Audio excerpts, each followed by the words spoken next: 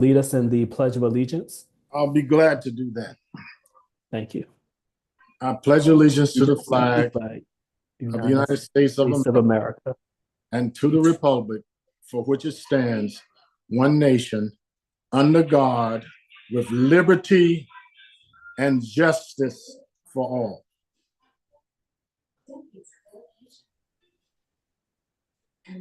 Thank you very much. Now it is just going by the agenda, time for public participation. Uh, as a reminder, this is the regular board meeting for the board to conduct its business. It's also an opportunity to hear from the public during our public comment time. We will hear public comment up until what's the length of time? 60 minutes. 60 minutes. Thank you. Each participant will have 3 minutes. They cannot yield their time to another time. We ask that when you are notified that your 3 minutes has expired, that you will please finish your sentence. And we also ask that you refrain from directly calling anyone's name and allow this to be a orderly and respectful presentation as we hear everyone's topics and as we model for our students. Dr. White, are you ready for us to begin to hear from the Yes. public? Okay. Yes, Dr. President. Our first speaker is Curtis Charles. Call your doctor if you become depressed, have sudden pain or mood changes, or suicidal thoughts. Serious side effects. Hello, everyone. I haven't been to a board meeting in a long time, but I'm here today to kind of voice some concerns. I saw the mayor at the Truman School today, and I have had high hopes for Truman School. I particularly bought a house after I looked at the mission statement of the school. I thought it kind of embraced everything I was looking for. So I purchased that house without even looking at anything else because of the schools. I put a lot of kids through schools. And what has happened over a number of years is my son was stabbed with pencils in his back, was broken off inside there. At the time, I was going through some medical problems. Yeah, So that's great. I did the best way I could. And we moved on, we moved forward. Particularly, there's something that I feel has been missed now through the way that the system is looked at, the basics. My son is a A, B, and once in a while a C student. And in science, I guess we can't call any names. November 18th, my son contracted COVID and he was out for 3 days and he missed a quiz. It was an assessment quiz. Anyhow, I found out in February on the report card that he got an F. So I communicated with the teacher, found out that the 2 assessments were missed. I didn't even know how to address it because I talked to my son all the time. And there was one opportunity to make up the assessment and it was during a lunch period and just didn't happen. But as a parent, I didn't get any communication from the school. I didn't have any idea until I saw the report card. And my question was, you know, November, December, January, February, no one said anything. Obviously, this is a good student. My son gets ABs and an occasional C, and just because he struggles sometimes, but never this F. And I expected the system, I can't see the principal said that she meets with every teacher every single week. So in my mind, I thought that maybe there was some conversation that said, do you have any kids that are gapping in your grades, or what are we doing in the learning curve to make sure that one class gets better than the other one?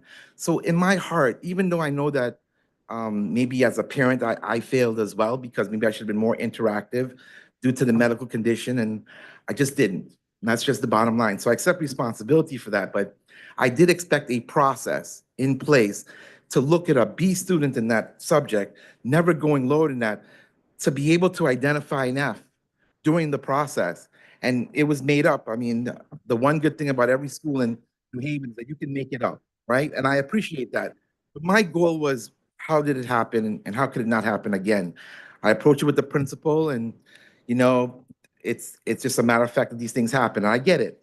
It's gonna happen, but I think that for all the money we spend in the schools, the development, the curriculum, the people, the policies and procedures, there should have been something there to interact and say there's a key performance indicator there that hasn't been met. There's a metric solution to it that hasn't been reached, that we could have identified that before and do something about it. I start to question the system. So then I start to interact more with Power School. I'll be honest with you. Mr. Charles, please finish your sentence or finish your point. You're just a little bit over the 3 minutes, but please go ahead and finish your. Sorry about that. Anyhow, when I looked at Power School, I come to find out that none of the attendance is matched. And then I talked to 17 different parents because I could have gone to the board. I talked to the assistant superintendent, and it didn't seem like it was a big deal because substitute teachers don't have access to Power School. So it's always going to be some inaccuracies in there. I just felt that with all the systems we have in place, we can't identify a process to make that accurate. And it just seems that everyone has the same problem. Lastly is the safety of the school itself. When I was there interacting, I said I hadn't been there for a while. I know it's a predominantly Spanish, Hispanic school. It's multilingual. They embrace it very, very well.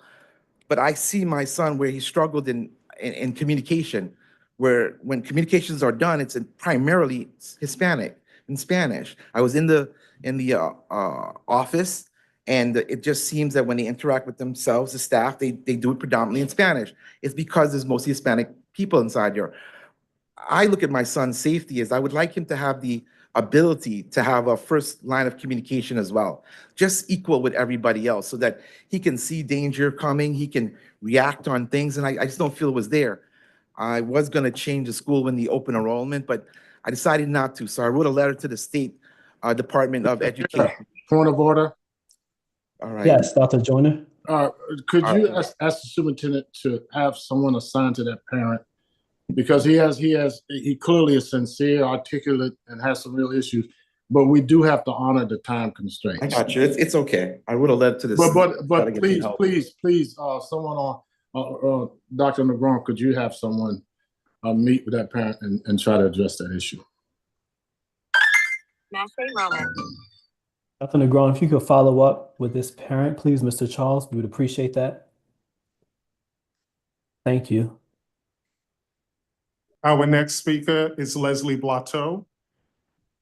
Good evening, everyone. I am sorry I'm not with you all in person. Like Mayor Elicker, I am going to testify tonight at the Black and Puerto Rican Caucus up here in Hartford at our state capitol for fully funded schools and for an adjustment to the educational cost share formula so that we can continue to meet the needs of our students, but with the resources that we know we need, given the investment gap that currently exists in the state of Connecticut. So I'm really glad that the mayor is here, and I'm excited to testify as well. And New Haven is strong at the Capitol tonight. New Haven was also strong last week when hundreds of us came together and marched really to send a clear message, first and foremost to our students, that we are with you, that we care about you, and that we will fight to protect you with what's going on at the federal level. I recognize how much uncertainty there is. For example, a civics education program that students at Wilbur Cross High School have been benefiting from has just recently been cut as a result of the Trump-Musk cuts. We see our community members over at Common Ground losing access to youth jobs as a result of these cuts. So we know there is continued work ahead. I just want to take a moment tonight to thank Mayor Elicker for standing with us and being at the march. I want to thank Dr. Negron for marching with us. It was incredible to see our National Union President, Randy Weingarten, recognize Dr. Negron as we all marched together. Our Board of Ed members, Dr. Joyner and Matt Wilcox were there. Several of our alders were there. And again, we sent a clear message to our students that we will continue to fight for you. And we're sending a clear message to elected officials at all levels of government that New Haven is committed to our kids. And I just wanted to make sure that folks are aware we will continue this work. Save the date for May 1st when another action will happen. And again, I'm grateful to the leaders at this meeting tonight and around the city who continue to commit to working on behalf of our kids in this city. Thank you for the time to testify tonight. Thank you. Dr. President, that concludes all speakers. Thank you very much, Dr. White. Next on our agenda is the approval of the minutes of February 24th, 2025. Mr. Chair, I move to approve the minutes of 2024-2025. Second. Thank you, Dr. Joyner, and seconded. Thank you, Mr. Wilcox. Any discussion? Let's vote. Dr. Joyner, Yes. Mr. Wilcox, Yes. Dr. Benitez, Yes. Ms. Downer, Yes. Mr. Juarez, Yes. Ms. Cologne, Yes. Mr. Musser, Yes. Mayor Elicker.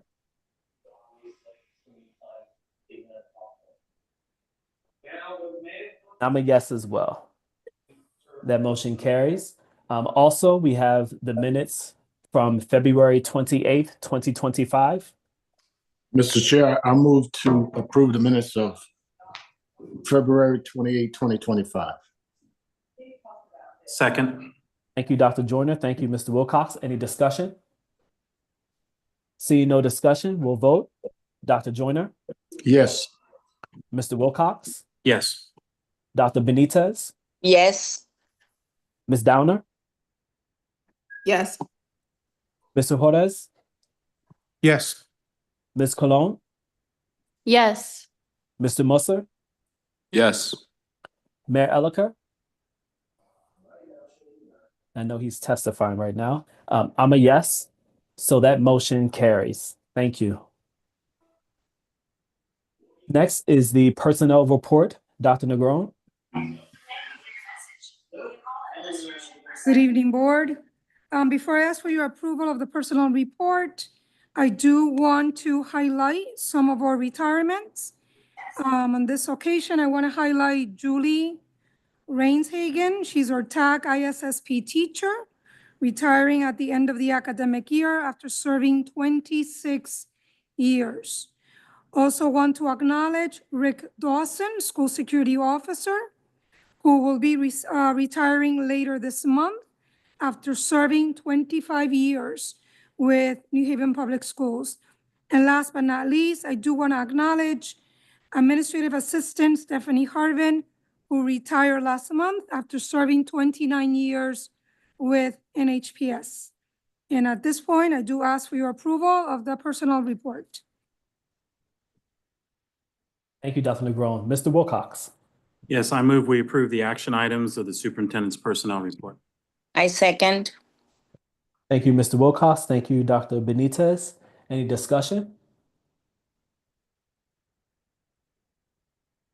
Want to offer congratulations to those who are retiring and just thank you so very much for your service and investment and dedication to the district. Thank you.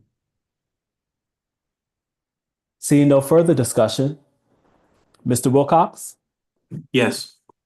Dr. Benitez, Yes. Ms. Downer, Abstain. Mr. Juarez, Yes. Dr. Joyner, Abstain. Ms. Cologne, Yes. Mr. Musser, Yes. Mayor Elicker. I'm a yes as well. That motion carries. Thank you. Next is discussion and possible action for the New Haven Public Schools Student Culture and Climate Liaison. Dr. Benitez, is there anything you want to say for that? I am so sorry. Yes, good evening, Board of Education members and the public.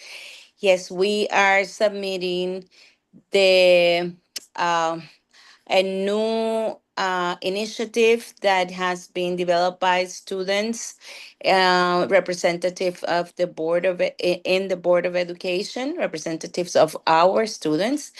I am submitting both the project proposal for vote to accept it as something that we will implement going forward.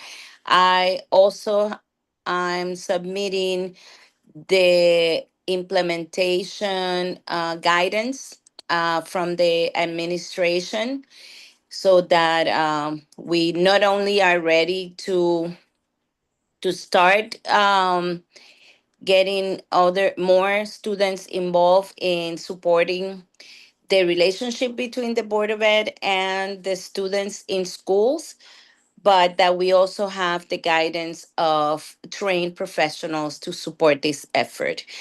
So I am making a motion to approve the Student Culture and Climate Liaison proposal that was submitted from the New Haven Public Schools students representatives to the Board of Education. Thank you, Dr. Benitez. Is there a second? Second. Thank you, Ms. Downer. Any discussion? Mr. Wilcox? Yeah, I just wanted to commend the students for putting together a good proposal. It's really come together over the months since they presented it, and just want to say congratulations on getting it through, and look forward to seeing this implemented and seeing the results. Thank you. Thank you. Dr. Joyner? I'd like to commend the students. I know that you guys work really hard on this. And I also think that it's laying the groundwork for you to be far better citizens than you might be in the future. And it's going to be required, John Carlos. And both of you guys are going to have to really, when you become adults, deal with a lot of things. And you're getting a great deal of expertise now. So thank you for working hard and for being that portrait of a student, both of you, that we all adore. Thank you, Dr. Joyner. I also want to mention, just thank you very much for all the individuals you spoke with in order to put this proposal together, and working through the process with the governance committee, and just having multiple conversations. I think what you have put together reflects not just your own ideas, but also a broader consensus of what may be valuable for this district. So thank you for going the extra mile and doing that. And also to governance, thank you for thinking about the implementation in addition to the policy, because it's how we actionalize this that really will make this valuable right away. So thank you very much. Other discussion?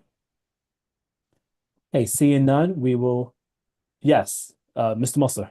I would just like to say special thanks to a student, Abdullah Ali. He helped me a lot with organizing these things, these meetings. He helped me find students, and he also just helped logistically.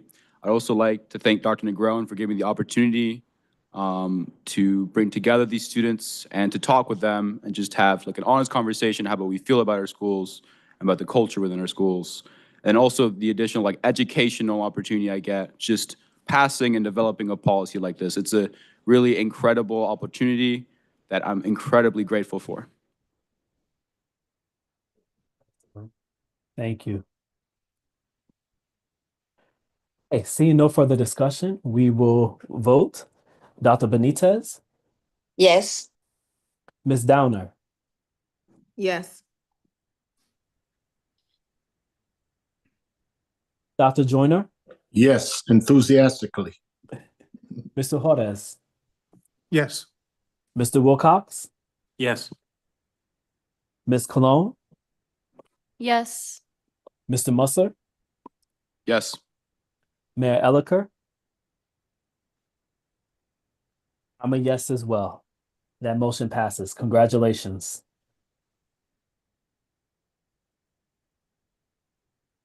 Next, we have the Finance and Operations Committee. Mr. Wilcox. Yes, thank you. So I have a request to move the snow removal change order separately, so I'll be doing that. Just seeing if anybody else would like anything moved separately. Seeing nothing, do the first motion, and that is I move that we approve the one memorandum of understanding, the one agreement, the two amendments, the two purchase orders, and also change order 8.06 and 8.07. I second. Any discussion? Seeing none? Mr. President? Yes, Ms. Downer. I do. I just have one quick question. The playground, the playscape, is this gonna be delayed again, or did we write anything in the contract? Because this was delayed the last time, right? So my recollection, it was delayed the last time, first because of the change in leadership and COO and the facilities manager position, and then it was delayed because of the thing that's outlined in the memo. So my understanding is they're trying to get this done as soon as possible, so because the ground is getting to where they can do the demolition and the installation work. Okay. All right, thank you. Thank you. Other discussion? Seeing none, we'll vote. Mr. Wilcox, Yes. Dr. Benitez, Yes. Ms. Downer, Yes. Mr. Juarez, Yes. Dr. Joyner, Yes. Ms. Cologne, Yes. Mr. Musser, Yes. Mayor Elicker. And I'm a yes. That motion carries. Mr. Wilcox? All right, thank you. I'm going to go ahead and make a second motion here, and that is I move that we approve change orders 8.01, 8.02, 8.03, 8.04, and 8.05. Thank you. I second. Any discussion? Yes, Mr. Chair. Yes, Dr. Joyner. Yeah, I really have a lot of faith in my fellow board members, and I just simply ask if an ample discussion was made during the finance meeting to let us know that this is a intellectually defensible decision and a financially responsible decision. And I'll take your word for it if you tell me that you did do so. Mr. Wilcox, thank you, Dr. Joyner. So we did discuss these items as a group in the meeting. This was also extensively discussed in previous board meeting where we had Mr. Carter and Superintendent Negron talking about all the changes and things that they've made to improve the quality of the snow removal. This is also something that we were told was going to happen just simply because if there was going to be any amount of snow or ice removal needed, we don't have enough money allocated to this due to our budget constraints. So we were told at the beginning that this situation was going to be happening, and so that's where we are. But so these have been discussed both in finance and in the full board meetings. So, Mr. Chair, I'm going to vote for this. What I'd like to say, though, and I think that one of our responsibilities is to help the public understand the kinds of duress that we're under and costs that are volatile and that depend on support from Mother Nature. And this is an example of the problems that we have with our budget, because we can say that based on forecasts, we'll have X amount appropriated for snow removal, and then nature says something else. And I think the only thing we can do in cases like this is to make sure, as Dr. Negron did when she got up about 5 o'clock in the morning and rode around during the snowstorm to make sure people were doing what they were supposed to do. That's the kind of leadership that we need from everybody. But I'll support this. But I think it should be duly noted to the public that we have costs in this district that we have no control over. And that's one of them, as well as the changing composition of our student body, which we don't have any control over either. And so those things have to be factored into making decisions about allocations for the district. And if indeed the school district is a creature of the state, then it's the state's responsibility to follow their own laws and rules regarding education cost sharing. It's not a creature of our city, but anytime we get underfunded in education, we're robbing Peter to pay Paul. And whether people want to hear it or not, we should keep sounding that, preaching that sermon, that we're not wasting money, that if you look at how hard people work above and beyond the call of duty, I would say that you owe some of these administrators and teachers something for working on weekends to correct papers and working in many ways that's not compensated. So I just want to say that and hope that people are rational and ethical and recognize that what I'm saying is the truth and that we need the resources that we're asking for. Thank you, Dr. Joyner. Other discussion? Mr. President? Ms. Downer. Well, I'm gonna say something a little different. We had a whole article on the vendors that we chose. They chose that morning not to do our schools. There was wheelchairs that couldn't get up the ramps. There was times that when the school came, it was a brick of ice. I do know there was a budget. I know that this was, I guess, budgeted for $450,000. But I do want to know what happened to the evidence. Because I too was writing and seeing if the schools were done, getting my phone calls throughout the day. So I know that some of the work was not done. What did we do for that? Because I see $540,000 sitting here and 2 vendors. I don't know which out of the 3 vendors that didn't do their part, but they're getting the same share.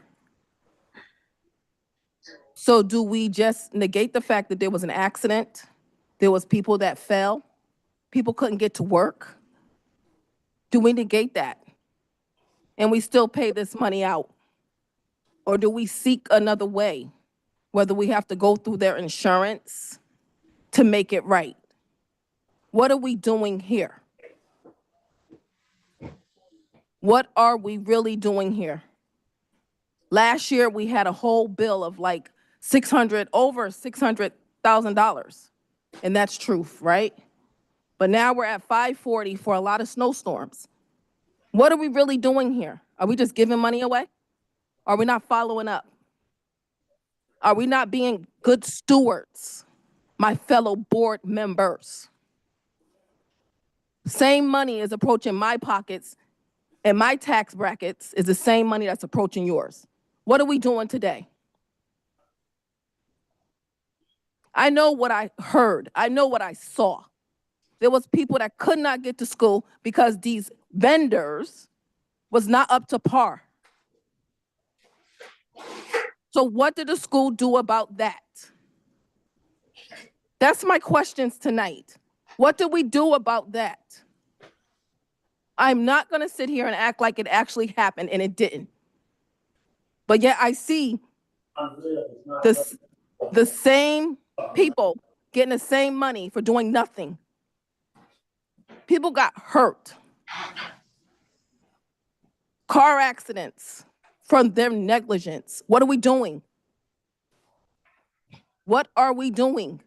So perhaps someone from the school system can answer my questions, because I got a few of them. Who would that be? I am happy to start with that.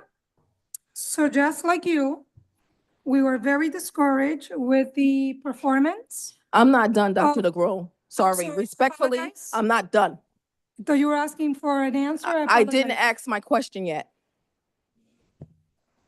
Ms. Downer? Respectfully, Yeah, please. respectfully, respectfully. Question or ask your question? Yes. What do we Point of do? order, Madam, Mr. President. Yes, Dr. Joyner?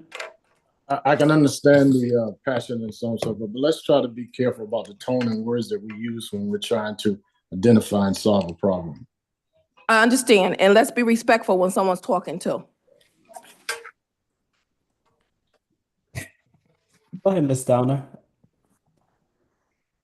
Dr. Negron, can you please tell me what happened to the follow-up when there was a car accident, when the ice was melted? Did we double pay for these contracts? Just want to make sure I'm okay to answer because I don't mean to disrespect you. Are you No, finished, you're Ms. not Downer? disrespecting me. That's my question. That's one of them. In terms, we follow the procedure that is done all the time. So when they get called to go service the lots, that happens. If it's not done to satisfaction, they're called to come back. And to your point, there was a lot of work that the team did engaging legal because we were not satisfied. So what we are doing now is seeking legal support to say, here's the evidence, here's the artifact. We know that it says we are supposed to pay you, but we have evidence that says your job was not completed to satisfaction. So that answers the question, what are we doing about it? Because just like you are not happy with it, no one in the district is happy with it. We were not happy, like you said, that the lots were not done. They were not done in time. I spent my whole morning actually observing the operations, and I was not happy. And that's why immediately I called for a meeting, and I had them on in a Zoom meeting, went over the entire scope of work, and said, this is how I'm rating your performance with the evidence that I personally had collected that day. So we are doing something about it in terms of our legal guidance and support as it relates to those contracts. Was the consideration of local 271 mitigation to bring the snow contract back in-house? Where is that at? I had a meeting with the local, including Mr. Carter, where we share with them that the intent again is to go into a situation where they can become part of the crew that will be assigned zones, but that we have to go through the process, a structured process by which they're able to put in for zones, because that's something that we want. And in order to do that, I also told them, just like with teachers, who I am expecting them to teach, I can't expect them to teach if they don't have the resources. So the first thing that we did, I said, I need an inventory of all the things that they have, the things that they're lacking, so that those things can be ordered and we can better prepare for what this system is going to look like in fiscal year 26. So those were all the things that we have done and how we are addressing, because again, not happy with these small contractors. So Mr. Carter said that he was looking into buying some equipment. Was the equipment purchased?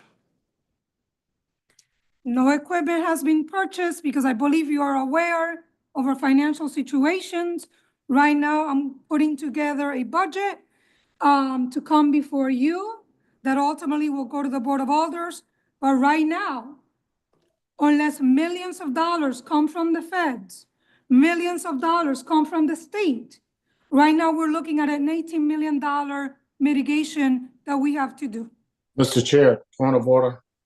Yes, Dr. Joyner? We should certainly have this discussion, but this is not the agenda item per se. And if we're going to be a more efficient board, we're going to have to try to address some of these issues before and after meetings. Essentially, this is a vote to determine whether or not we'll go yes or no regarding this change order. And it's certainly a very important topic that must be discussed so that all board members will know exactly how the superintendent plans to address what I consider to be dereliction of duty. I have the same passion that my fellow board member has about this issue, but we have to focus on solving the problems. And an immediate turnover to our unions is not possible, but at some point we should work very hard to make sure that happens because I think they're more committed to cleaning the schools than some of these vendors we've hired. And clearly what happened the last time was a dereliction of duty. And in any organization, when people are consistently derelict, there should be a penalty. And so I'd just like for us to kind of get back to voting it and then make sure that people can sit down with board members who want to be informed in the future so we'll know what we're doing and where we're going regarding this. Thank you, Dr. Joyner, for just underscoring the significance of this topic. And also, I take your point of order in terms of the agenda item that we are voting on. Ms. Downer, do you have additional questions or comments as it relates to this specific Mr. order that we're President, voting on? I do. Yes. Okay, please continue. I also wanted to know, will the school system,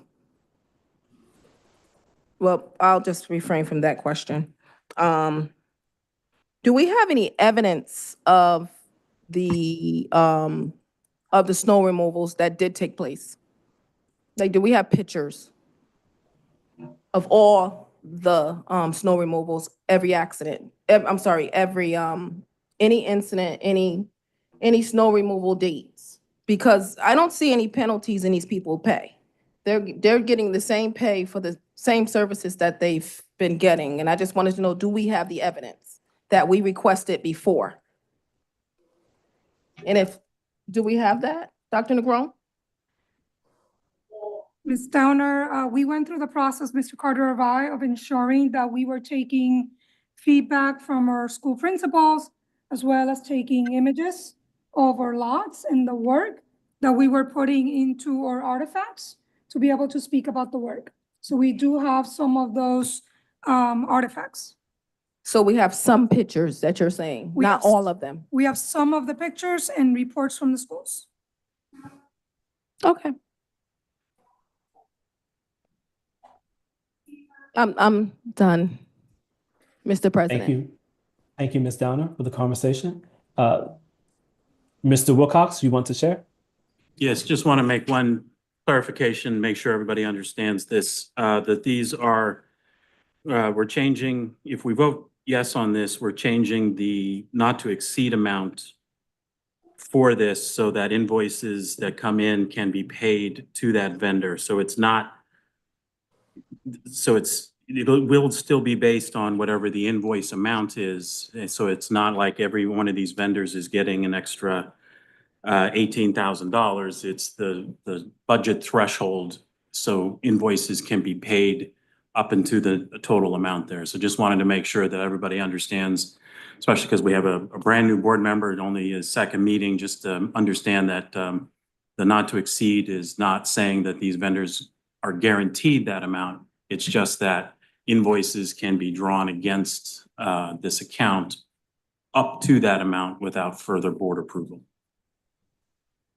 Thank you, Mr. Wilcox. Seeing no further discussion, we will vote. Mr. Wilcox, Yes. Dr. Benitez, Yes. Ms. Downer, No. Mr. Juarez, Yes. Dr. Joyner, Yes, but we need to make sure in future contracts that there is a penalty applied when people don't do the job well. thank you. Ms. Cologne, Yes. Mr. Musser, Abstain. Mayor Elicker, Yes. I'm a yes as well.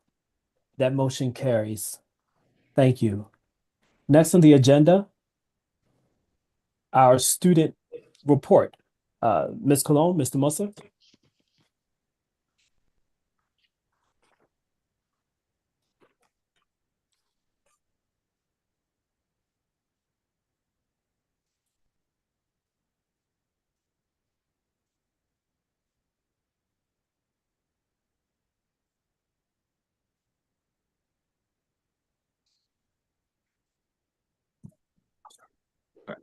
So, students report, we're going to be focusing on the February 28th citywide student council meeting that happened at New Haven Museum. Just a brief overview. 80+ students attended, and our meeting was focused on state and federal funding of education. We looked at things like the Department of Education and the possible consequences of it dissolving under Secretary Lyndon McMahon. We looked at per pupil funding between school districts, mostly focusing on the disparity between New Haven, Greenwich, and Westport. And so what we talked about with the Department of Education is we talked about how the Trump administration is attacking policies that promote equity, transgender students, and also diversity. We also talked about how this could possibly affect FAFSA. And then lastly, the programs that are endangered because they heavily rely on federal aid. And so this is the graph that we showed them regarding to state, the state of Connecticut's education funding. We really focused on the fact that a large part of New Haven's money comes from the federal government, and that if we lost out on that money, our disparity between Greenwich and Westport would only increase.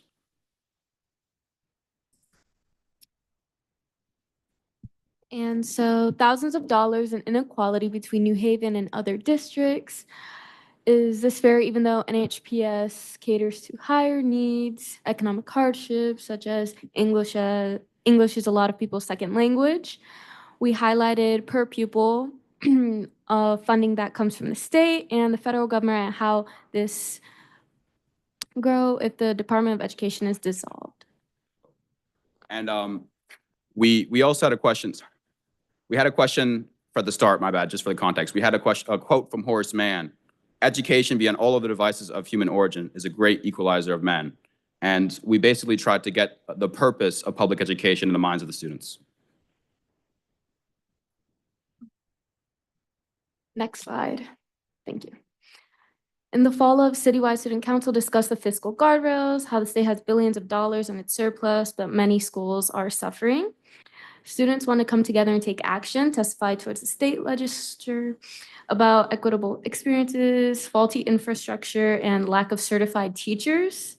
Both the student representatives, me and John Carlos, started organizing in early February in hope of creating momentum when we presented our results during our meeting later that month. Next slide. And so through the collaboration with CT for All, we were able to secure a room at the state capitol in Hartford. NHPS and other districts will be there to testify to the state legislature. Our goal is to bring over 90 students to the state capitol, and we'll be arriving and leaving through train, and we will be accompanied by 10 chaperones and possibly by many students' parents. And then over 100 students have expressed interest in going to the state capitol. We've had hundreds of signatures been gathered throughout the district. Over 15+ student organizers are helping, and there's at least one in every school. We are in the midst of confirming and gathering people's contact information and making sure there's forms for parents' permission and official signups for the event. And then also back to the Instagram account Insight. So we've gained 100 followers within 3 weeks. So a lot of students have been contacting us about the events and all of that. And the current post that we have up there is the March 4th event. And we also have the lobbying day up there. And then soon posting about how to use board docs and hopefully uploading this meeting. Right. Just like to say that a lot of students are very frustrated with their situation. When I presented that graph to them, demonstrating how funded other districts like Greenwich and Westport are compared to districts like New Haven, many of them asked the question why this is.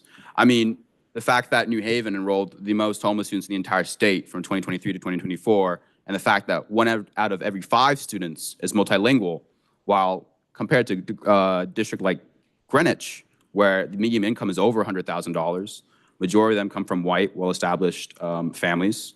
why are they getting nearly $8,000 more than us? What we really highlighted is the state has money. We're sitting every year, we're breaking the record for our surplus. That money should be going towards education to be fulfilling its dream as a place where it becomes the great equalizer in the sense that anyone from any background has the same opportunity to overcome any hardship and accomplish the American dream. We have a Google Sheet with every single name from students who want to come to the state capitol, and we can give that upon request to demonstrate that we actually have 100 students interested. But yeah, that is all. Thank you very much, Ms. Cologne and Mr. Musser. Discussion, Mayor Elicker, and then Dr. Benitez, then Dr. Joyner. This is just great, and your leadership here to advocate for so many of the students to do something about their frustration in a really productive way is something that I very much admire, and it is hugely helpful to the efforts that we're trying to take to the Capitol to increase funding. You reached out to me and let's collaborate more, but fully support this effort and very, very excited and inspired by your leadership. Thank you. Thank you, Mayor Elicker. Dr. Benitez. Yes, I agree with Mayor Elicker. Great effort. I wanted to say that perhaps those students who may not be able to go to the Capitol, or many other students who may want to learn that it's possible to write testimony and that they can send that up to the Capitol so that potentially hundreds of students can participate in this effort if perhaps you can organize the support from teachers and other students to help students write letters to our representatives. So it's another way that you can not just have people go in person, but then have all those additional students support what the ones who are going are saying. Thank you, Dr. Benitez. Dr. Joyner. First of all, this warms my heart and also encourages my spirit. Eve and John Carlos, you remind me of the students that I first taught in the early 70s who were protesting against inequities and injustice in the system, just about every system. And you could probably go on YouTube and see some examples of that. Many of those students went on to great schools like Wesleyan, John Carlos, and have advanced degrees, and they're still fighting a good fight. I think you guys realize that movements cannot end. As long as human beings are fallible, as long as you have people that don't really care about freedom and democracy, then you have to sustain the movement. It is an ebb and flow. And what you guys are doing is monumental for your age group. And I think you're special. And I think the best is yet to come for all of you. And in some ways, I have to commend your parents for, one, saying it's okay for you guys to get involved in something that's going to affect your life. And two, raising you in such a way that you care about people outside of yourselves. So you inspire me. Mr. Wilcox. Thank you, Dr. Joyner. Yeah, I just want to echo some of these comments and just say that how important it is to have the student voice in the room with the legislators when these issues are being talked about. Because it's you all are the ones that are able to bring up the uncomfortable comparisons.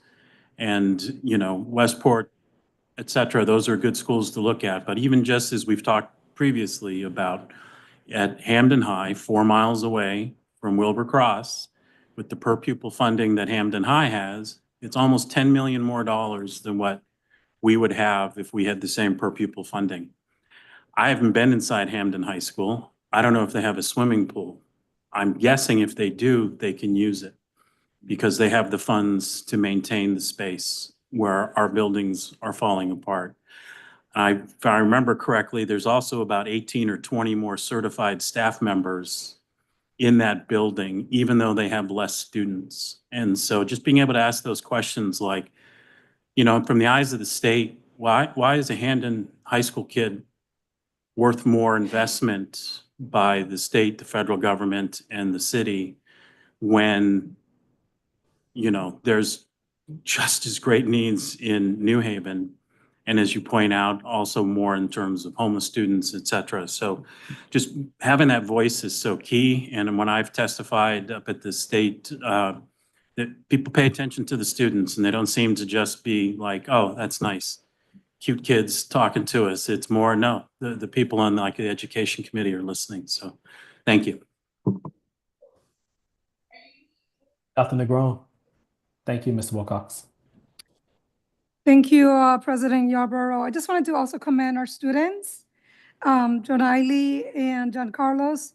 Again, they're just representatives of the amazing students that we have throughout our entire district, who they deserve a solid public education. And it just warms my heart to see you up there, not only advocating for your needs, but advocating for the needs of your peers. So again, just thank you for showing the world that NHPS has amazing kids. We just need the resources to be able to do a lot more. So thank you again. Thank you, Dr. Negron. I also want to thank you for your presentation and just the work that you're doing, in particular, for being people of your word. So you spoke in your proposal about being able to take board topics that are relevant to students and helping to put it in a language and in a presentation format that students would understand, and then starting a social media account to be able to highlight what is being done in the district that students are a part of, that other constituents are participating in, that are relevant to the students, and then also being that liaison of the student concerns and interests back to the board. And in this one presentation, you've described just that, how you've done that, and you don't even have yet the representatives that we approved today to be the communication liaisons within each of the schools. So just thank you very much for actionalizing on your dream, your vision, doing it in such an effective way. And additionally, what I think is important about what you shared today is that you're doing it in a common language for our district. And so I do think the communication will be louder, more effective to those who are in the position of making decisions as it relates to district finances. So thank you very much for your work and just the integrity of following through as you have.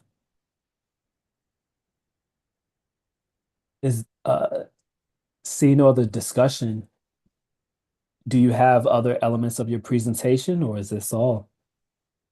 That's all. Okay. Thank that's you all. very, very much. Thank you, Ms. Cologne, Mr. Musser. Well done. Well done. Thank you.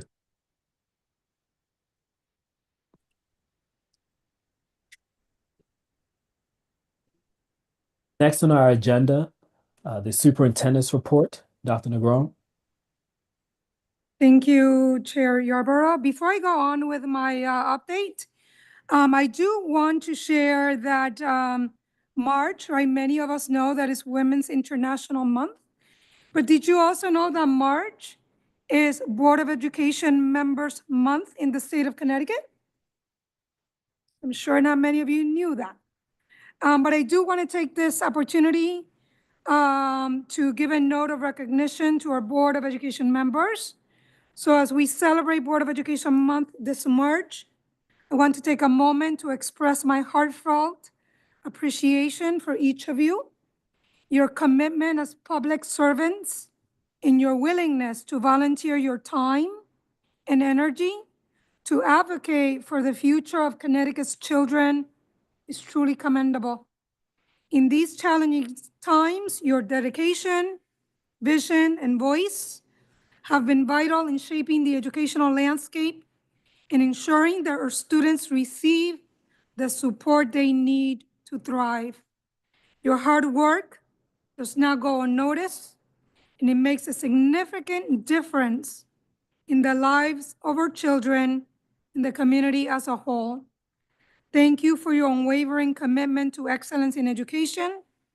I am grateful for your leadership and the positive impact you continue to make. And I have a small token for you today, just a little certificate of appreciation. Those of you online, I'll make sure that I mail them to you. Thank you, Dr. Negron. Thank you so much. Thank for you. Your leadership. Mr. Juarez, I know you started with us, but I want to thank you for your time. Thank you. Carlos, thank you so much. Thank you so much.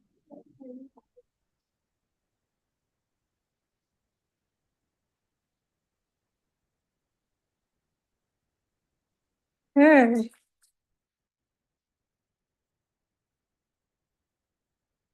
And now if Dr. White can help me out with the presentation. For today's presentation, I will be joined by Assistant Superintendent of Instructional Leadership and School Improvement, Ms. Viviana Camacho. Dr. White, you can take me to slide 2. And as you've heard me say before, we are in year 1 of our Path to Excellence implementation, and today's update pertains to Priority 2, Family and Community Engagement. There are 4 key priorities and strategies in the family and community engagement priority. One of those strategies is to establish strong two-way communication channels with our families by adopting a unified two-way communication platform. Next slide, Dr. White. So why are we choosing to do so, you may ask? Excuse me, Dr. Negron? Yes. Yeah. We see the slides, but we don't see them advancing. We just see the first slide. Yeah, thank you. Dr. White's taking care of it now. Can you see them now? We see what we saw before, which is kind of the full slide deck. Okay, Dr. Sai, can we take them to slide 4?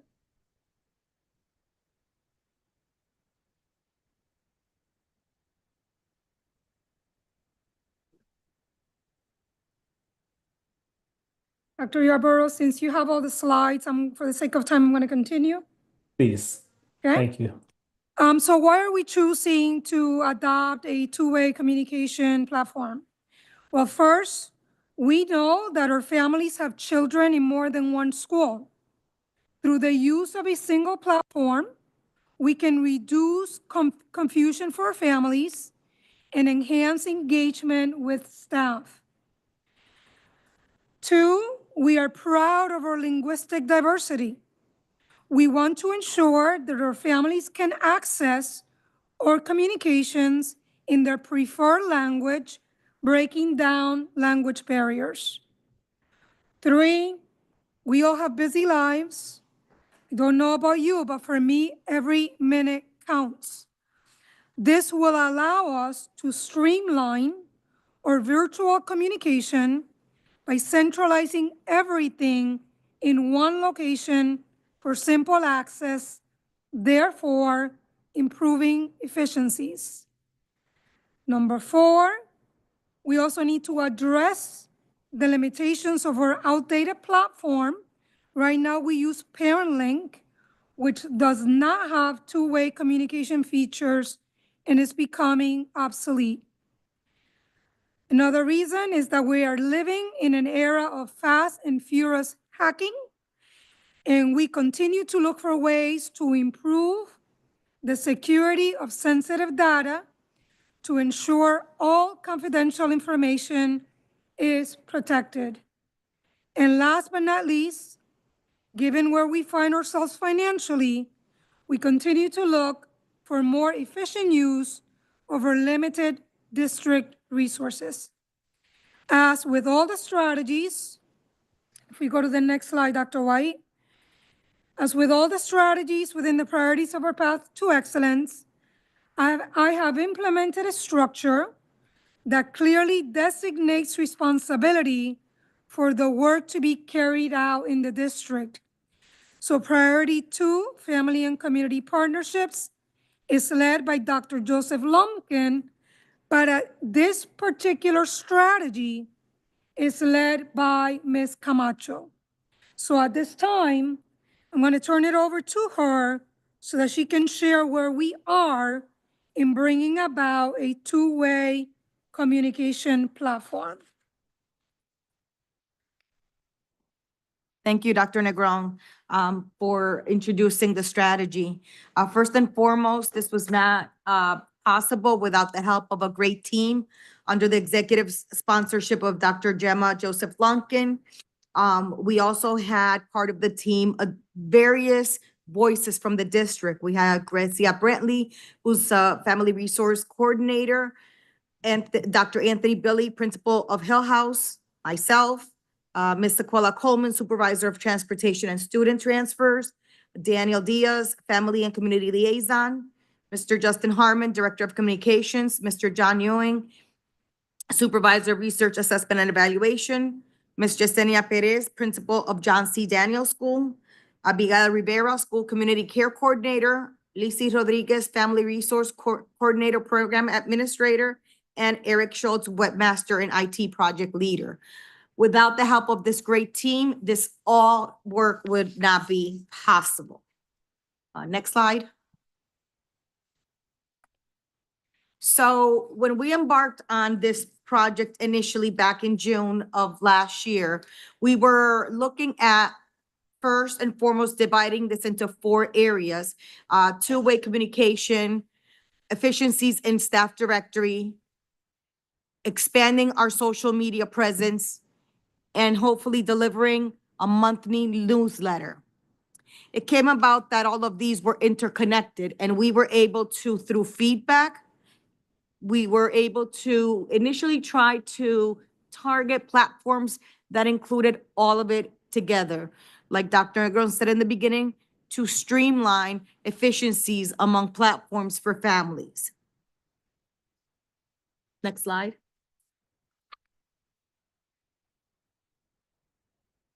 Can you make this bigger, a little bit bigger, if possible? Through the two-way communication channels, we had a few steps we needed to take. I'm right now displaying the tracker. We began by gathering administrators' feedback back in June. We also reviewed the feedback, assessed software capabilities. We assessed costs for the district. We gather community input. And we are going to be talking about later on developing guidelines that include hours and acceptable communications for the platform.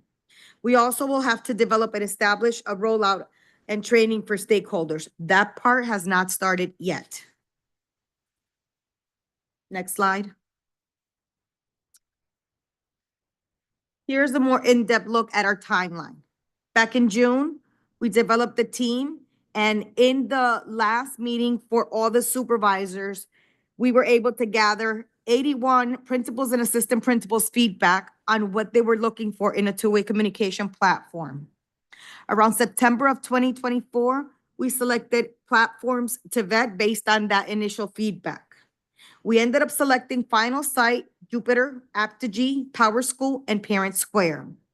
In November, we hosted a tech fair where teachers, students, and school stakeholders were provided the opportunity to interact with the applications. Vendors came in, 3 of the 5 vendors came in person, and we were able to gather feedback on all 5 of these applications. Around February, our initial thought was to publish a thought exchange. That was a little delayed. but the thought exchange actually closed today. February towards March, we did select a platform, and we are ready today to make a recommendation. And our next steps, and I'll talk about that in a little bit, will be a plan for rollout and developing guidelines with the collaboration of SAA and NHFT. Next slide. This was the feedback we gathered on the 5 vendors during the tech fair. We had 147 students, teachers, parents, and other community members complete our feedback forms. Each member had an opportunity to interact with the platform, and representatives were able to demonstrate how they worked. With Final Site, as well as the other 4 applications, all of them had the two-way communication. However, there were little nuances that were different per each application. Finals had school website option, enrollment manager, and social media integration. Jupiter was able to integrate a view of student grades and GPA live. It had a compatibility with Google Classroom, administers features for data reports, and a scheduler.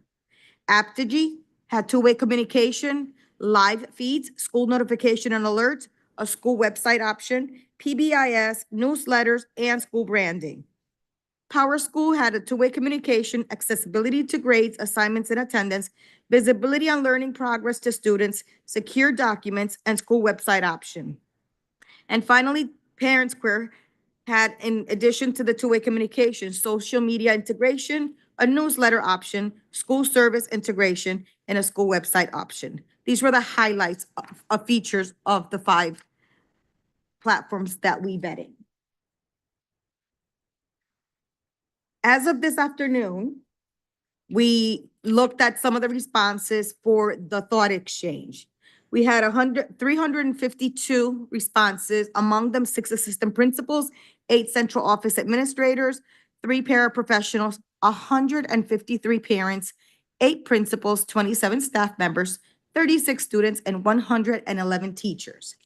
The overall feedback, which is an AI-generated statement, featured overall feedback, integrated functionalities of messaging, notifications, access to resource. They also wanted essential features that should include translation, privacy protection, and capabilities with various devices. Moreover, the platform should also support photo sharing, emergency notifications, and prioritizing messaging. Next slide. The key thoughts around the feedback from the thought exchange highlighted privacy.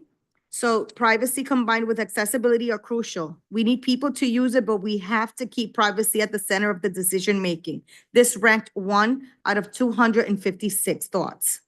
Language translation for the use with students in class settings and parent contact to communicate with students and parents in real time. That was ranked 2. And communication platform for parents' cell phones, to receive texts and emails from the district or the student's school for important announcements. Parents currently need to actively go onto the school website to see announcements instead of timely messaging them. This was ranked number 3. On the area of access, ability to easily and quickly message and teacher supports and staff. Strong school family communication supports of our students.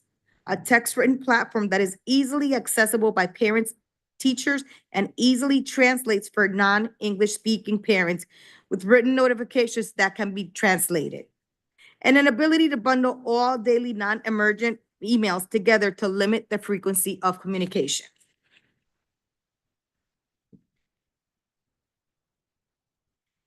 When it came to messaging, the most important option, regardless of the platform, is to be able to subscribe selectively to messages by topic or urgency. There is no way to receive urgent messages only, for example, a snow delay, without being overwhelmed with messages that aren't relevant to me. Please include private messenger, quiet hours, or an ability to turn off private messaging on nights and weekends. Many times parents are messaging us at 11 p.m. and all weekend on Class Dojo and get very upset when we don't answer. And the New Haven Public Schools wide messaging messages need to be consolidated and edited for clarity to avoid inundating everyone with texts and emails. This should be sent weekly at most, unless it's urgent. And finally, messaging around text messages they wanted a two-way texting in multiple languages. Ability to text, it's easier to text a parent than a call. And two-way texting for many families that are at work during school hours. They may be unable to answer a phone call, but can read or respond to a quick text messages. Based on this feedback and the 5 platforms that we looked at and reviewed, we felt that all of this feedback, we are ready to make the recommendation for the platform of Aptogee. Aptogee combines all of the following tools. It combines mass communication, two-way communication, enhances and expands social media, Twitter, Facebook, Instagram. It includes a website per school as well as a district. It's actually a New Haven app and not a platform. And it also has the capabilities of distributing monthly or weekly newsletters, whether it's for the district or the school. It allows the district to push out information for campuses because it's easy to use for campuses on their computer and or phone, and it's specific permissions to limit access for campus users as needed.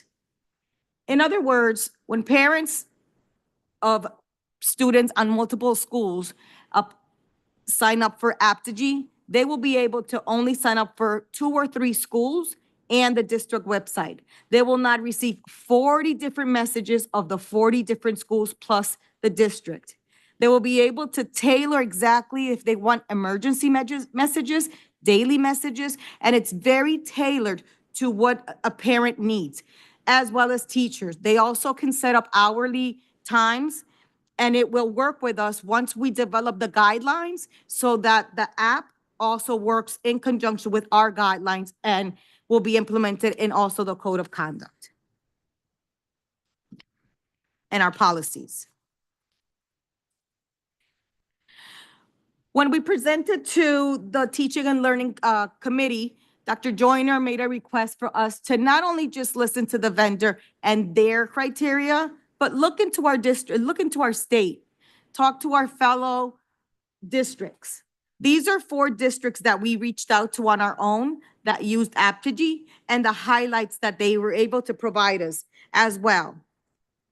We talked to the staff at the Middletown Public Schools. They quoted, they had support for Power School with constant tables. Oh, this is the wrong slide. Well, we'll continue with the translation examples.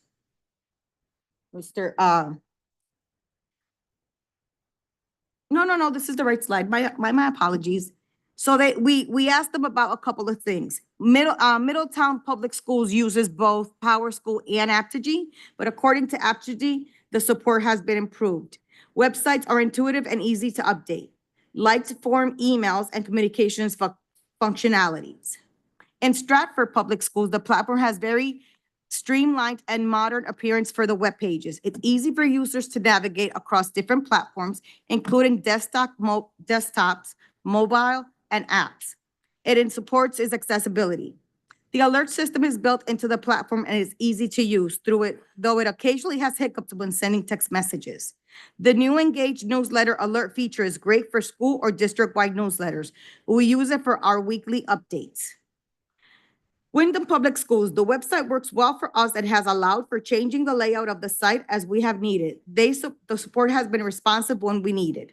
And finally, Windsor Public Schools integrates with Google well, and websites are intuitive and easy to update. I apologize for that misunderstanding. So another request was that the app is able to translate. So Aptogee is able to text with a person that does not speak your language. So if a teacher is an English-speaking teacher and needs to speak to a Spanish-speaking parent, simultaneously, the teacher can text in English. The Spanish-speaking parent will receive all the text messages in Spanish. They'll be able to reply in Spanish, and the teacher will receive that message in English. We have a demonstration. If you can click on the Spanish-English text-to-speech.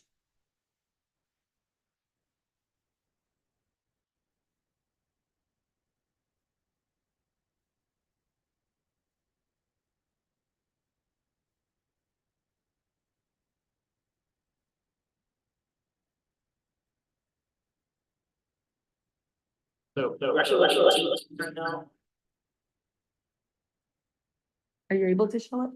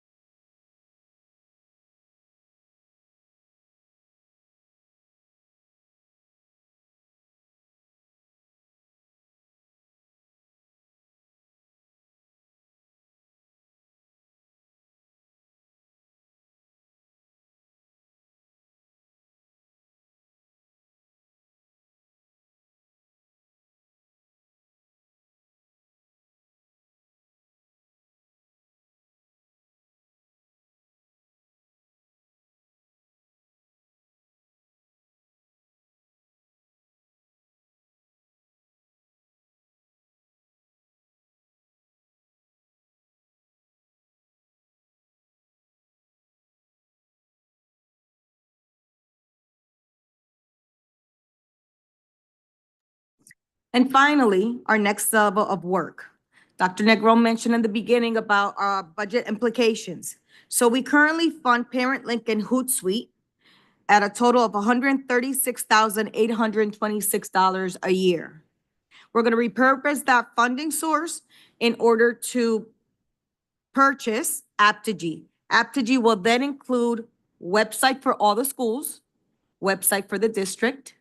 It'll include a way to access easily directories. It'll include a newsletter for the school and for the website. And it'll also include the two-way communication, as well as sharing photos, SMS, and so forth, other features that were mentioned in the thought exchange, as well as the vending, a tech vendor fair. We will also work our next level of work, which is going to be guided by Ms. Sequela Coleman, guidelines for the two-way communication with the collaboration of SAA and NHFT. We'll be creating that committee in the next few weeks. So Jenny, please. Well, more to come on that. And we will develop a rollout plan to include staff and parents, which will be a subcommittee, and that will be negotiated with Aptigee. They do provide extensive PD and a rollout plan to fit the needs of this district and the amount of students that we have and parents.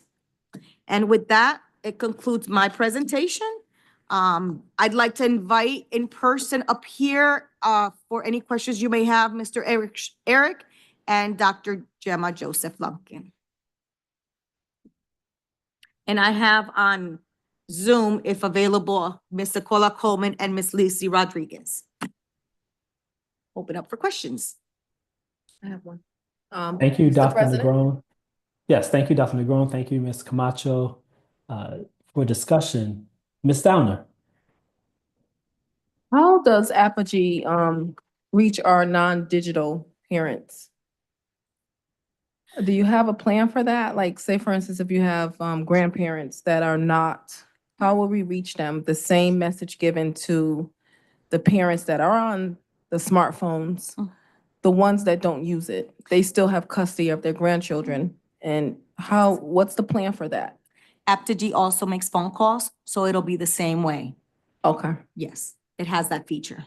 Is it a digital AI person talking? No, it'll be, so if, let's say, Mr. Schultz is the one that recorded the message, that message will be pushed out with Mr. Schultz's voice as well as a text message. If you want to initially text right then and there, you can do that. If not, then you can have a phone call. So they have that point where Mr. Schultz comes over his pre-recorded message, but they have maybe a press 7 to speak to the school at that moment, or I'm they have not to sure. call in? I'm not sure if there's a press 7, but they'd have to call in, Okay, which is the same way that we have it right now. okay. That's a good question. Depends on the type of message that you're presenting. If it's a broadcast. Maybe everybody can hear it. If it's a Okay. broadcasted message, then no, there will not be a means to call right back. But if it's a two-way communication, then yes, you can chime in, or it's usually a text message, or it's a conversation between the teacher and the parent. And also, we always, when we push up messages, we always have a callback number so that anyone that doesn't have a cell phone to text would have the option already there on what number to get back to for more information. Thank you. Thank you, Ms. Downer. Dr. Joyner. A comment. First of all, that was a great question from Ms. Downer regarding those parents that may not be as tech savvy. I think we can learn a lot from the medical community. Some of you may be familiar with an app called MyChart. And one of the challenges with that is not used as much as it should be. And it's literally life-saving. I would argue that what we're trying to do now in terms of communicating with parents two-way is also life-saving because I think we can alert them to challenges and what have you. What I want to do, though, is to use this as an opportunity to praise the group in terms of the process they use to make this final selection. It's a lesson for how we hire vendors.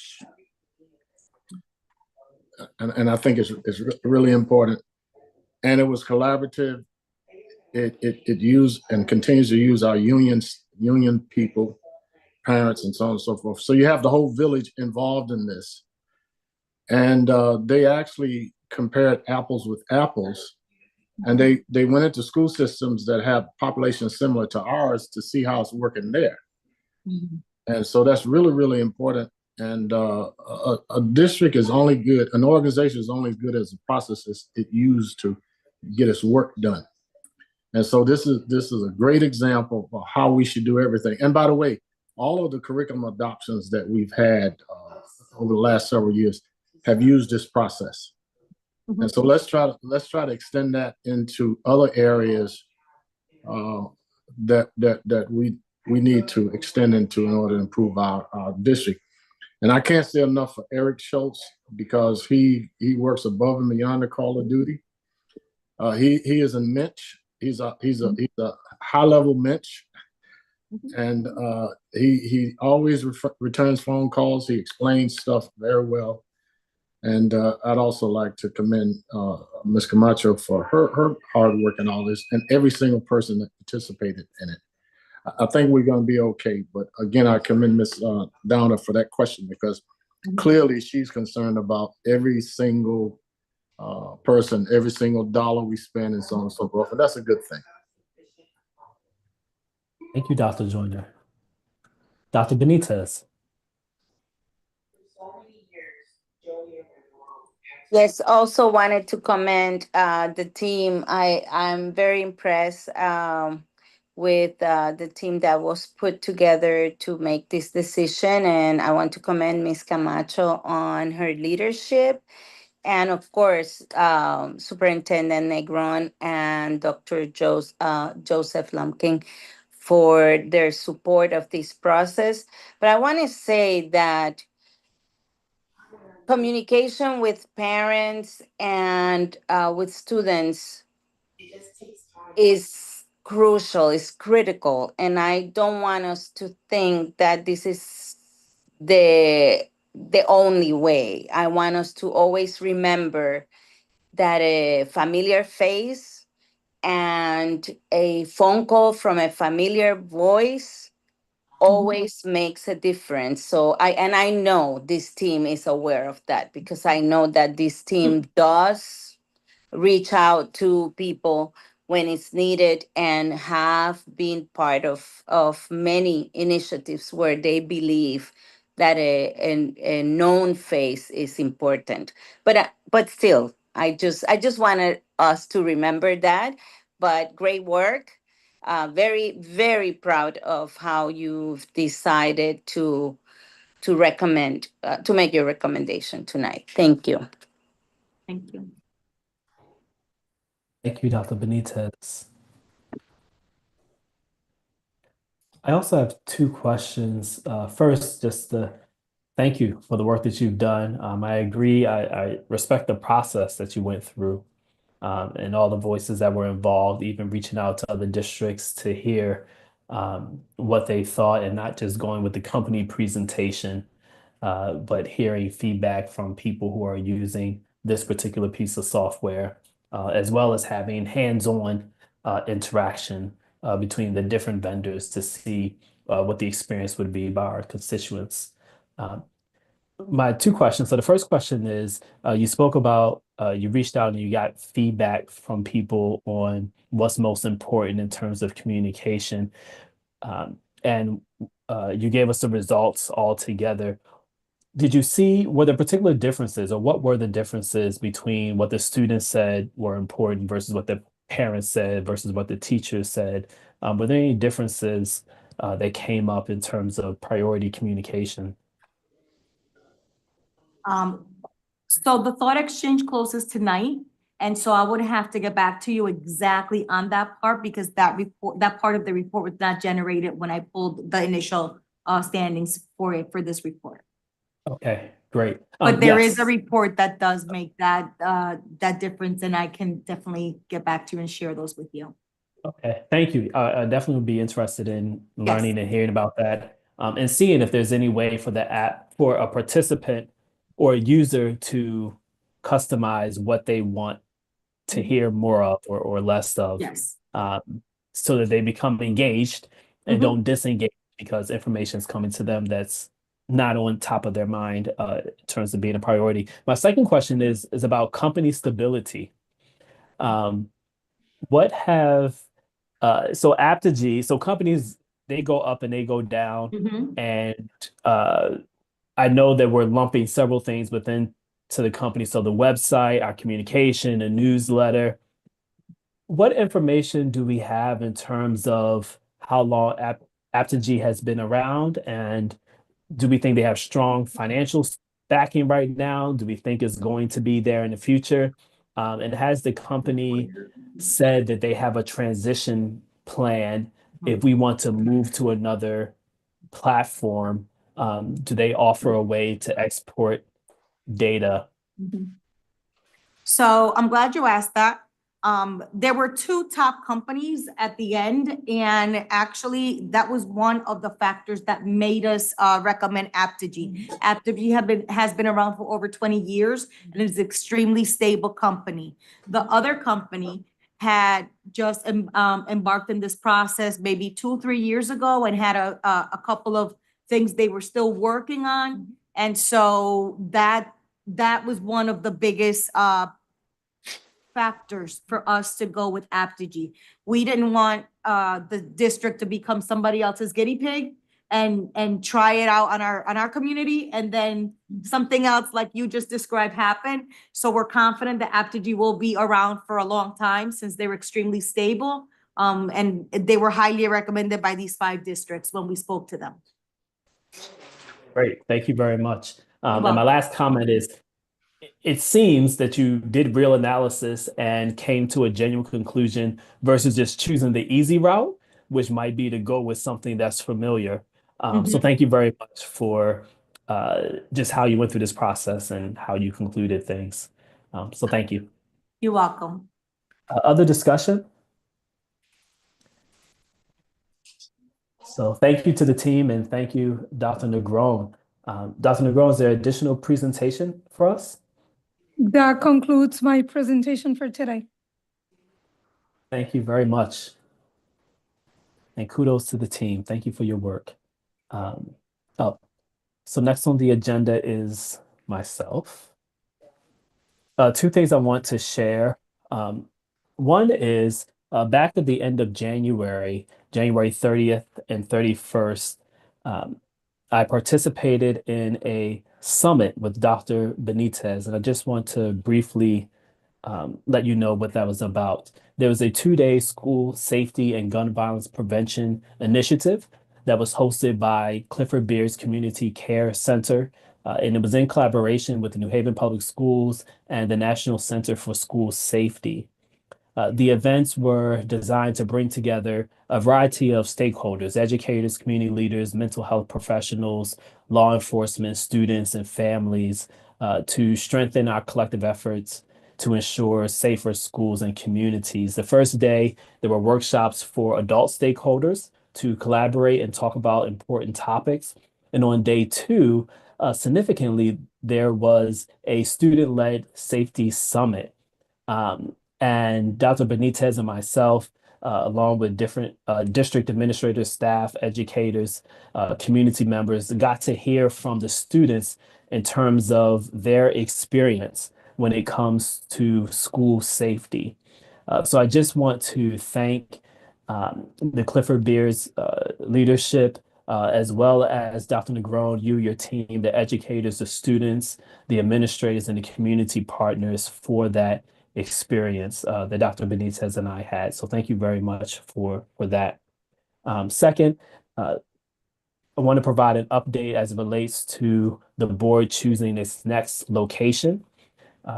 We asked Dr. Negron and her team to review King Robinson to see if it's suitable to hold our Board of Ed meetings. The team did go to visit and they performed an assessment. There's some work that will need to be done to ensure that it is ready, and there is some cost. So a vendor will need to be brought in to come troubleshoot any audio issues.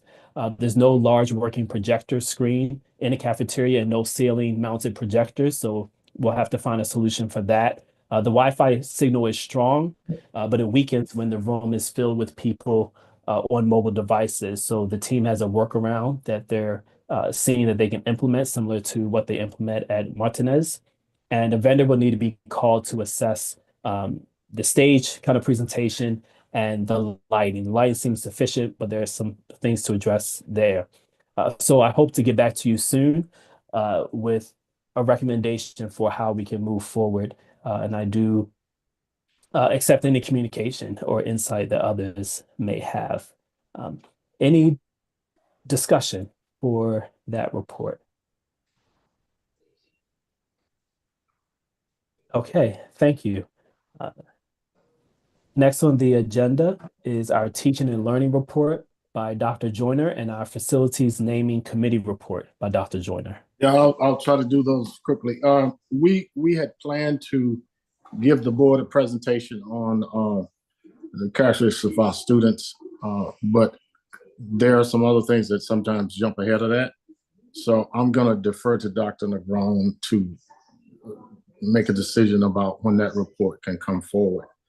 But send out as many materials to the board as possible so that, you know, if there's any background reading that you guys want to know. The thing I want to announce too is that as we speak, there's a 2-day math competition going on at the field house, and it has the drama and pageantry of any good sports events there. And I think that if you get a chance to stop by, it starts at 10 and ends at 12.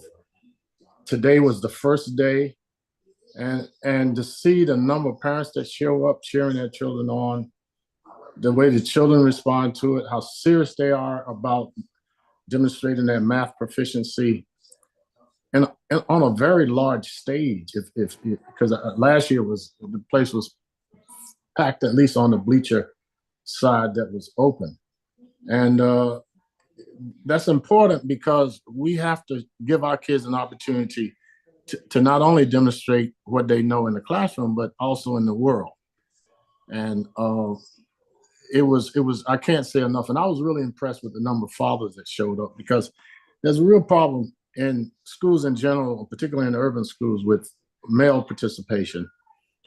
And the math team worked very hard to put this on. Principals work really hard. Logistically, it's really hard to do, but it's being done. So tomorrow's the last day. And I would strongly urge that everybody go out and see what our kids can do with regard to that. And again, hopefully at the next meeting, we can do the presentation on the kinds of students and the issues that our students are dealing with in schooling. The good news about the naming process is that we have 3 names now that people are voting for. Salvatore Verderam, Robert Lamel, and the Reverend Dr. Edmund Edwards. And they're all related because Reverend Edmonds was the board president that was also a veteran of the National Civil Rights Movement, and theologically a person who believed that all people are worthy. and that we should look in the eyes of our fellows creatures and see the divine. And he was very prominent in the civil rights movement. One of the reasons he came to New Haven is because he was threatened when he was in Greensboro. And he was also very active, if you know that history, in helping the students that were involved in the sit-ins in Greensboro, which is my home state, North Carolina. He's the father of Tony Edmonds Walker. And one of the things that he told his daughter was that the most important thing is the work. It's not your ego. It's not any type of acclamation that you think you should be getting. And she certainly is her father's daughter. And she fights mightily for us in the state capitol. Robert Lamel, a Jewish kid that grew up in the Bronx, played basketball at the Witt Clinton High School, and came to New Haven and revolutionized our sports and physical ed program. In fact, he is the father of the super conferences that put schools together that were in close physical proximity so that we wouldn't have to spend so much money traveling all the way to the different corners of the state. And many of the suburban communities didn't necessarily want that for whatever reasons, but it happened. And the conferences that he established is probably the most accomplished conference in the state in terms of competition, basketball, football, track, and any other sport. And then the last candidate, Salvatore Red Verderam, is personally meaningful to me because he was like a father figure when I was a teacher at Hill House. He revolutionized field trips by taking children from New Haven to West Africa and East Africa and raising the money to fund the trips. And he had a strong connection to the State Department. And he also coached the Egyptian national team in the Olympics, the one that was held in Montreal. I forgot which one it was, 68 maybe. But he coached that team, and he and I both coached in the Connecticut All-Star game. He is, anybody that went to Hill House when he was a principal there will tell you how much he cared about the students and how he fiercely protected them. He's also a former Marine, great sense of humor, and a great man. So those ballots are out now. I would encourage you to vote there. In fact, I see it on the screen. I appreciate you putting it up. And I also like to thank Eric, Eric Pachowski, our athletic director, and over at Adult Education, Michael Twitty, for a lot of the work that he's done, that he was doing before this started, and supporting what we were doing, as well as what he has done over the last week or so to help the people over there do that. The beauty of this is that if they are voted on by the board, we don't have to worry about signage because it'll be built into the construction cost of the floor. And in the case of the Adult Education Center, it'll be built into construction cost. And if you think about what his daughter is doing, what his granddaughters have done, what his church continues to do in the community, it is clear that Reverend Edmonds is a person that has used his entire life in the face of difficulty, threats, and whatever to create the beloved community. And in case of Robert Lamel, a young Jewish teacher who emerged as the most effective athletic director we've ever had, and who has practiced the Jewish principle of tikkun olam, and that is to repair the world. And in the case of Sal Red Verderam, an Italian-American whose family roots are in Sicily, who grew up poor, who graduated from college, joined the Marine Corps, and used every ounce of his ability and resources to lift up the children that were fortunate enough to have him as their assistant principal first, or principal and coach. And some of his most prominent players are people like Luby Harper Jr., who was a justice of the state of Connecticut Supreme Court, and there are plenty others. So again, these are people that are very worthy, and I have to give a special shout out to Eric Pachowski and Eric Schultz for and Judge Clifford Graves as well for helping to move this along.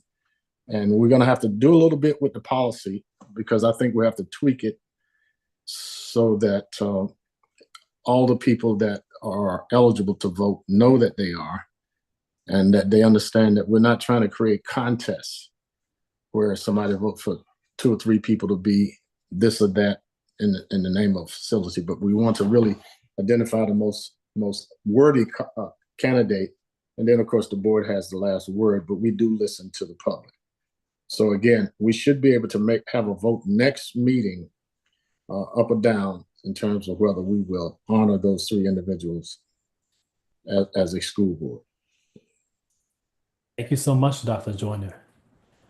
Any questions for Dr. Joyner for Teaching and Learning or the Facilities Naming Committee?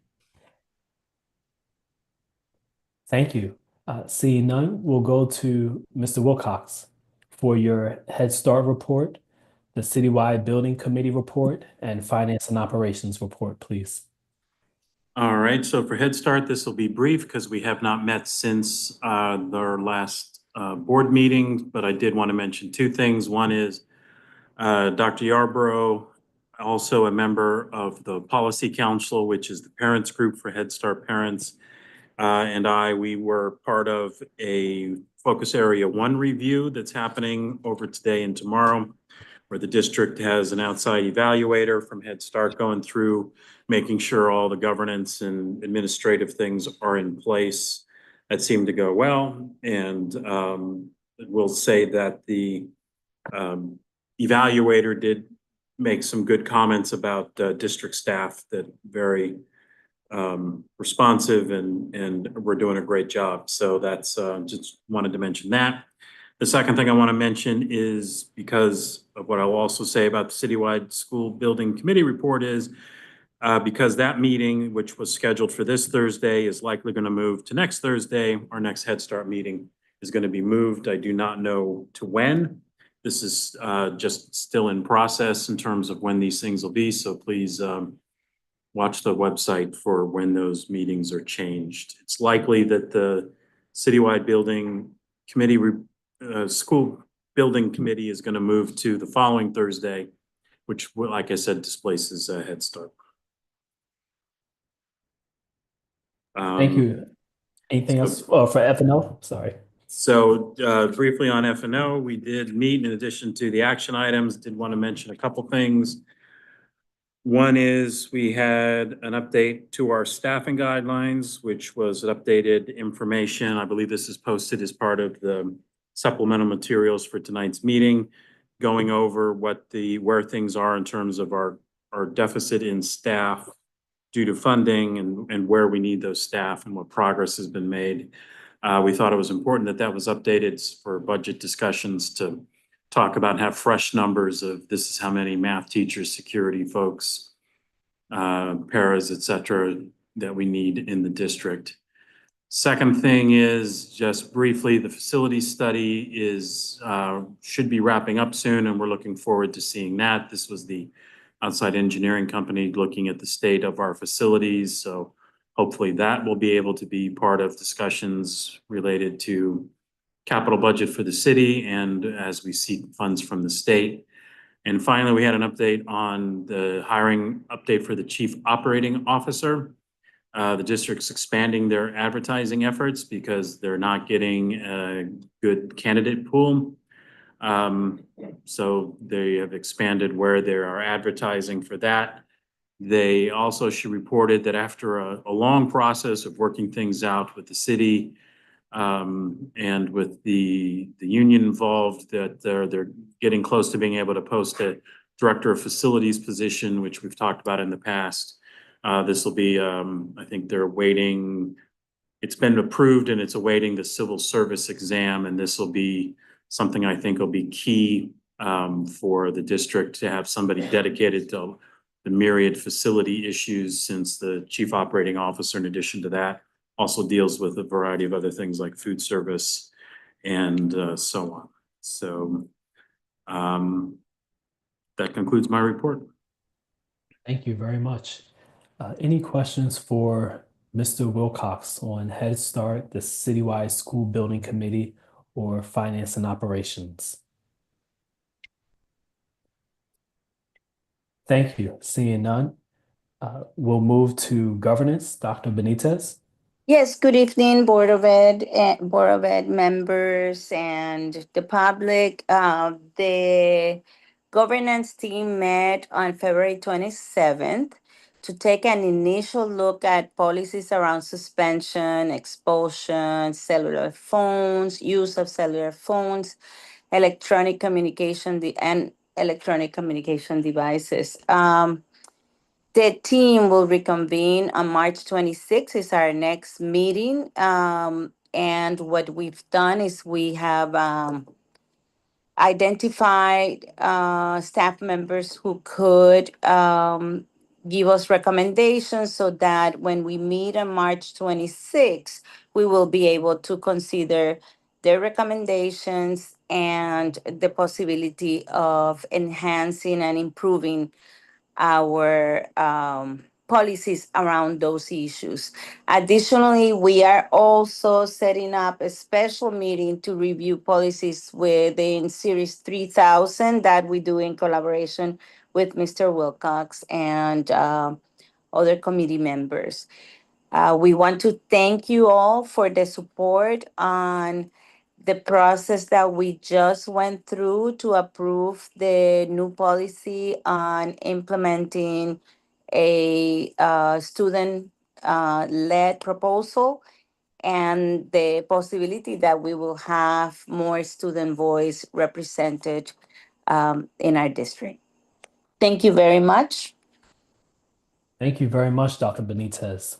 Any questions for Dr. Benitez and the governance report? All right, thank you, Dr. Benitez. Next is the Food Service Task Group report. That is myself. We are slated to meet this coming Wednesday for our monthly meeting. So I look forward to that. Any questions for the Food Service Task Group? Okay, seeing none, thank you. I'll accept the motion to adjourn. Mr. Wilcox? Was that So okay? moved. Second. Thank you. We can't discuss it, so that's good. Ms. Downer? Yes.